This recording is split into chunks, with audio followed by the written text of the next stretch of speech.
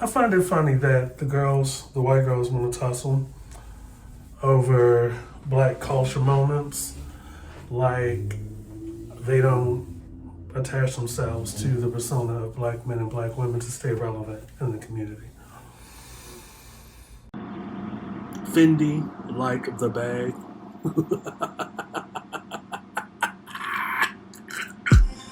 This is the I Refuse podcast. This is Mr. Fox, the I Refuse podcast. I had to get on here on the tails of this week's episode on the streaming platforms of the I Refuse podcast. Didn't really get a chance to go into a lot of detail on the episode, so I wanted to come over here and just bring up something. So it's Pride Month, which means with that, there'll be a lot of Pride celebrations over the course of the 4 weekends in the month. And I want to say sometime last week, it came out as to the lineup for the center stage at Baltimore Pride, which is on June 25th. And of the performers that were listed and named, there was particular attention through social media, Facebook mainly, that Trina would be taking the main stage. And the girls on Facebook were tussling. Why'd they pick her? She hasn't been relevant in years. And I'd submitted my work a couple of years ago when they said my stuff was too edgy, but they pick her. Oh, why? And here's the thing. Aside from the fact that, not all ignorance is bliss, Trina has one of the most, if not the consistent discography in rap and hip hop. 9 albums in about 20 or so years. Now, me being a Maryland native, especially being from Baltimore, Trina has been ingrained into my life most of those 20 years. And Baltimore is predominantly a black area. And much of DC is as well. So, on top of that, it's usually people that have the most complaints. And it's not usually people that are native and familiar to Baltimore that just take issue or opine or judge or have a complaint of some kind as to what occurs in Baltimore. Now, not only like that, but like it's usually a conversation or a thread about a particular topic that is of no consequence or inconvenience to them, right? And it makes me wonder, it's like, are you really up in a tizzy because you weren't selected?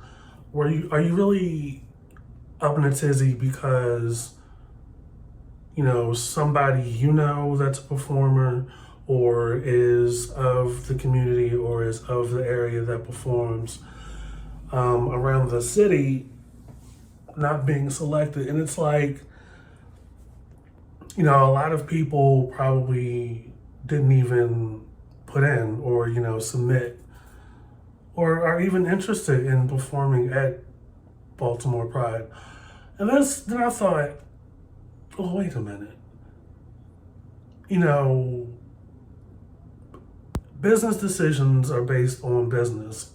A lot of these organizations, and this is not uncommon. Like I'd said earlier on the channel, how there are like other events where they've skipped a year because of the Panasonic, but because the Panasonic is still happening and they still have like competitions associated to these events, there's a lot of money and overhead that goes into putting these events on, and they put this stuff on to get what they invested back tenfold. So when people found out that, certain organizations were actually putting on events again, which usually brings out larger crowds, they were opining and judging and commenting then. And it was like, people were going to do that anyway and then just go.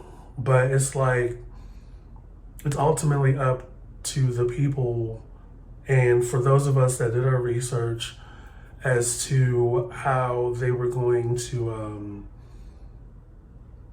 when it comes to due diligence, as far as checking the vaccination cards, like had people actually done the research, they would have found out that people, like the organizers and the producers, had set up a checkpoint outside of the hotel to check vaccination status, which by that point, most of us were still within the 6-month window of the second dose. So we were all good to go. And a lot of us presented our negative statuses. But yet and still, those of us that understand business and how that goes, and investments, and actually went to school and listened and stuff, knew what was going on. So with all these prides and stuff, if you're looking at it from the outside and you don't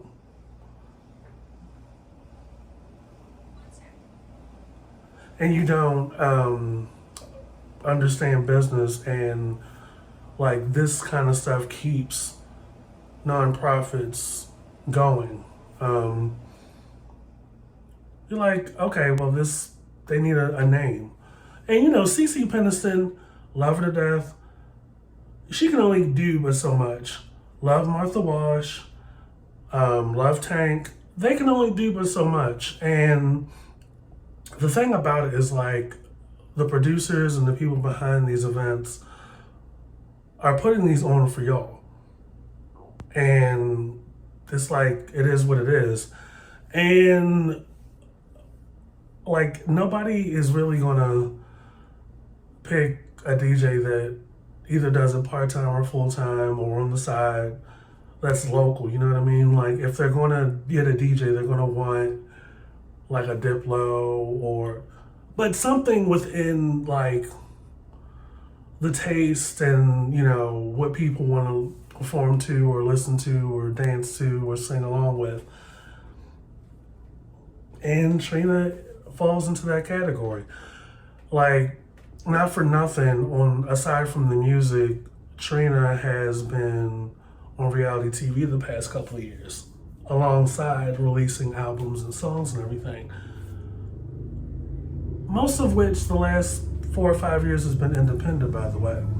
So it's not like she's not a name and she's not relevant, but it was interesting to me that once that was announced that she was going to be center stage or she was going to be the main performer, who were ready to be of the contrary opinion. And it's like, okay, the first name that came out, chill. There are other people on the bill, and then the girls kind of settled down. But this kind of thing is cyclical, where it's people that are not familiar or don't understand, or like the first to just come out and just make these posts that makes me raise my eyebrow. Like, what are we really saying here? Like, they're not putting you out of your way if they choose to double park across the street. They're not putting you out your way if they want to drive down the alleyway real fast. You're not going anywhere. What's really happening? Like, this trend where they run to, like, everybody runs to Facebook with these posts, and it's like, okay, what are you really taking issue with?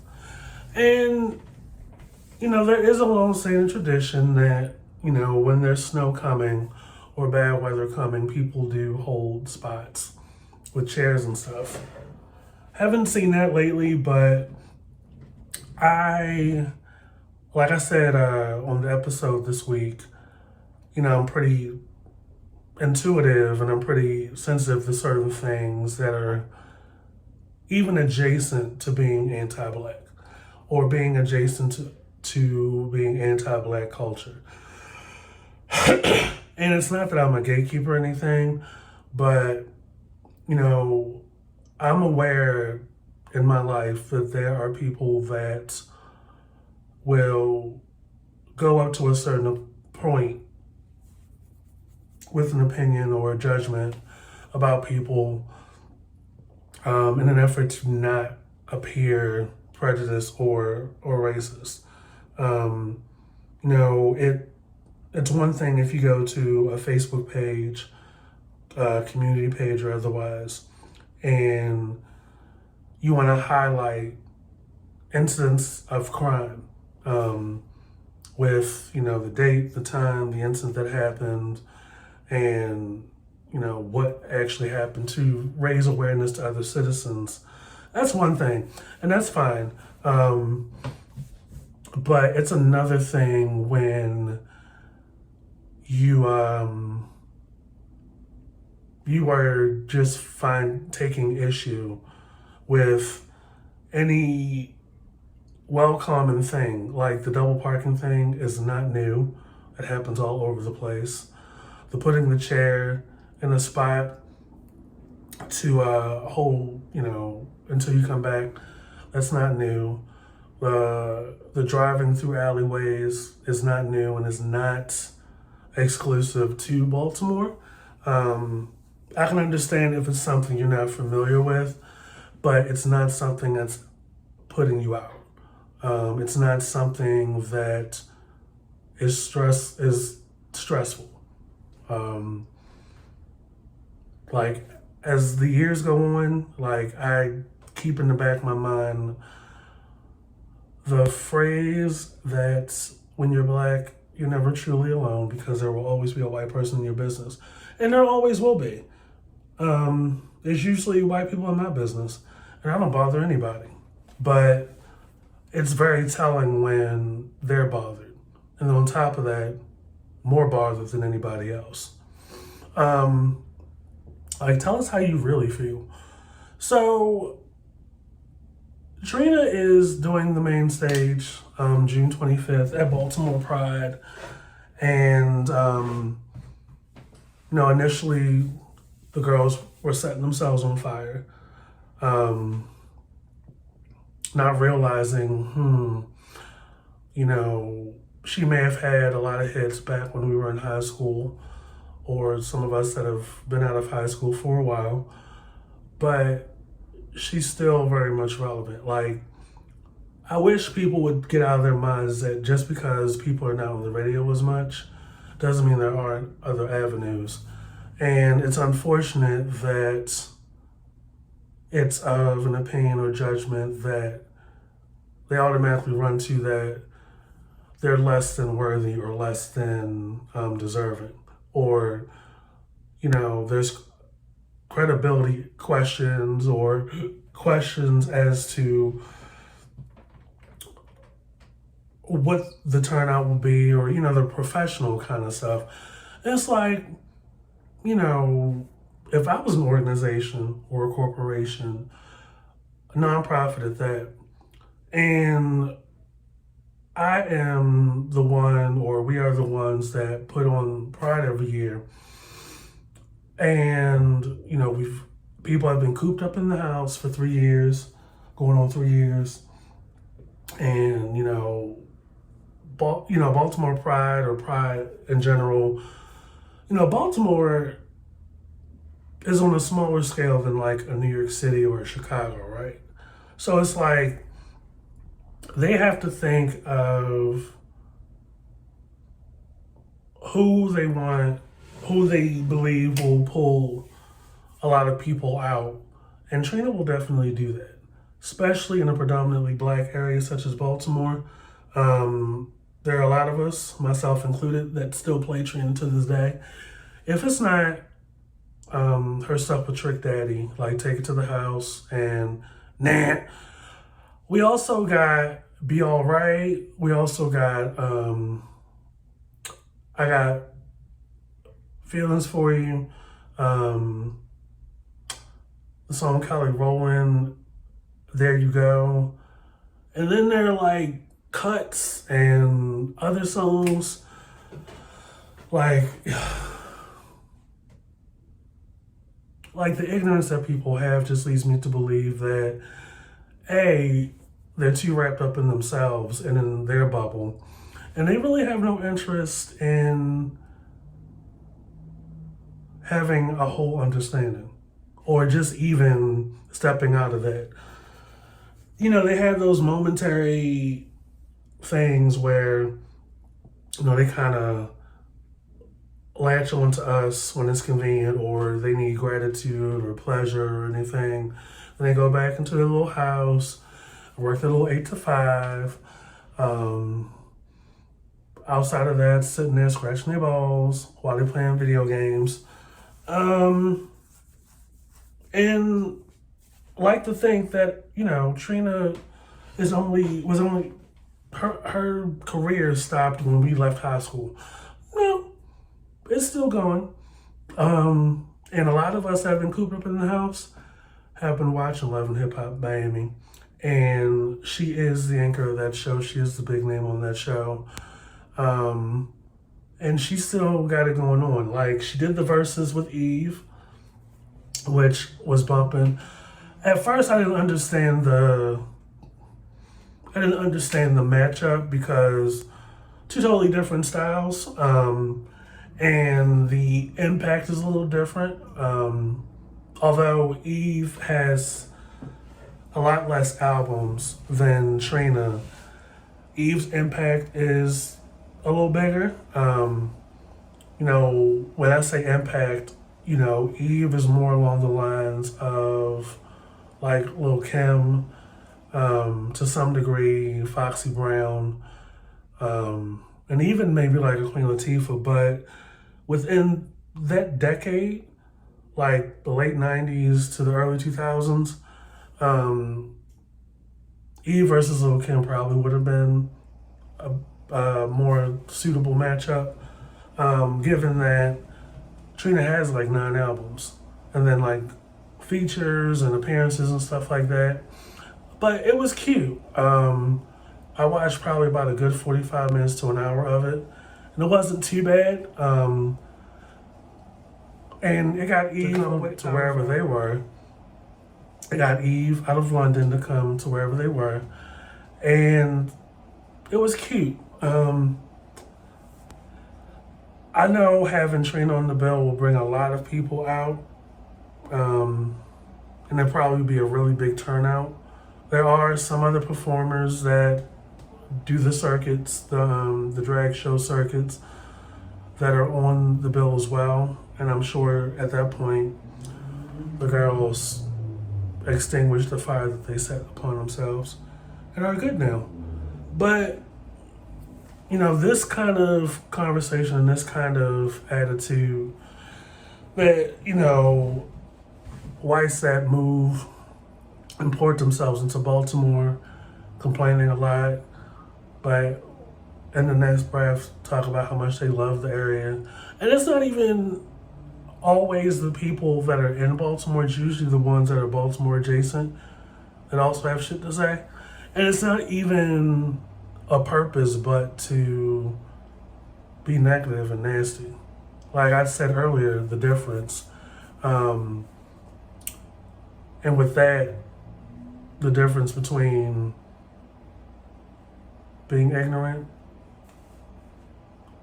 and having a pride attitude. It's Mr. Fox, I Refuse podcast. That's all I got. Ain't got no more. Follow and subscribe wherever you see I Refuse podcast. We're everywhere. See you guys later.